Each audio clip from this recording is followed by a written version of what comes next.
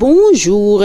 Les journaux parus ce mercredi 20 décembre 2017 s'intéressent à plusieurs sujets. L'émir du Qatar sera à Dakar aujourd'hui, nous apprend à sa une Réumi quotidien. Ce journal informe à sa page 5 qu'en tournée dans la sous-région, l'émir du Qatar va faire un saut dans la capitale sénégalaise où il va rencontrer le président Macky Sall. Mais déjà, le ministre qatari des Affaires étrangères, Cheikh Mohammed Ben Abdelrahman Al Thani, l'a précédé à Dakar où il a été accueilli à sa descente d'avion par le ministre des Forces armées Augustin Tine. Cette visite des autorités qataries marque la fin de la période des amours entre les deux pays. Il y a quelques mois, officiellement, la visite de l'émir du Qatar entre dans le cadre d'une coopération bilatérale et du raffermissement des liens entre nos deux pays. Mais selon Réumi Quotidien, officieusement, ce séjour à Dakar peut laisser apparaître un autre objectif, l'affaire Karim Wade. Ce déplacement de l'émir du Qatar peut cacher, d'après ce journal, le retour de Karim Wade à Dakar, eu égard au contexte de cette visite.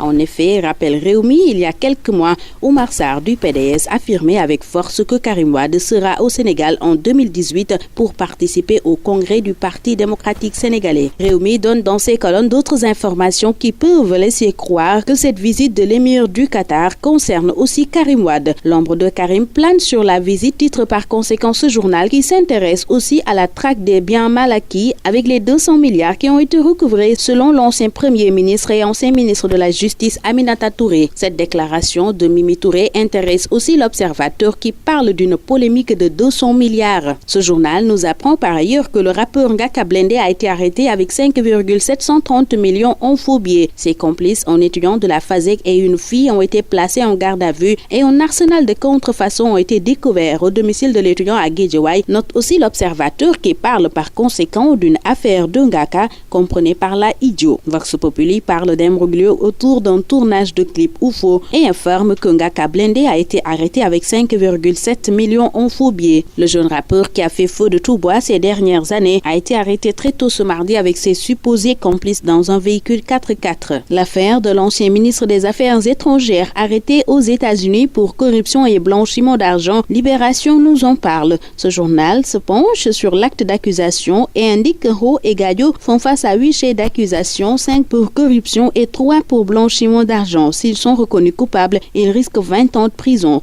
Ro a accepté de payer et d'offrir de l'argent et d'autres choses de valeur aux responsables étrangers en Afrique, y compris le président du Tchad, le ministre ougandais des Affaires étrangères et le président ougandais pour obtenir des affaires pour un conglomérat énergétique basé à Shanghai, nous apprend Libération. Ce journal s'intéresse par ailleurs à l'autre guerre judiciaire dans l'affaire Khalifa Ababakar Sall et informe que la chambre d'accusation a encore refusé la liberté au maire de Dakar hier. Mais ses avocats ont déposé 2 nouvelles requêtes en attendant le procès du 3 janvier. 16 ans après la mort de Senghor, le PS se déchire sur son legs. C'est le titre qui barre la une du quotidien qui se penche sur la bataille de légitimité entre Tanor, Aïssata et Khalifa. Mais il est difficile de délégitimiter Tanor dans le PS. Une analyse de Dr Maurice Sudjek-John de l'université Gaston Berger à lire dans Sud Quotidien. Le quotidien Direct Info s'intéresse déjà à la présidentielle de 2019 et informe à sa une que Racine Sy est le candidat de Bolloré. Le Front social est en ébullition. C'est Walf Quotidien qui attire ainsi l'attention sur la grève des enseignants qui, selon ce journal, allume le feu. Walf indique à sa page 2 que le SAES, le SUDES, l'UDEN, le SNEL, la CNTS, le CIPROS, entre autres, regroupés au sein de l'Union syndicale pour une éducation de qualité, envisagent de paralyser le système éducatif dès le début du mois de janvier. Ils dénoncent le silence méprisant de l'État à leur égard par rapport à leur plateforme revendicative. Dans l'affaire des 38 millions réclamé par le pivot des Lions du basket Gorgui Sy Dieng, l'État sort de son silence à travers le ministre des Sports Matar Ba qui évoque dans Sud Quotidien une question administrative qui va se régler en interne. Dans Vox Populi aussi, Matar Ba, le ministre des Sports, se prononce sur l'affaire Gorgui Sy Dieng et c'est pour dire qu'aucun Sénégalais ne peut engager des frais de l'État sans l'aval de l'État. Record donne la parole à Joseph-Antoine Bell sur le mondial 2018.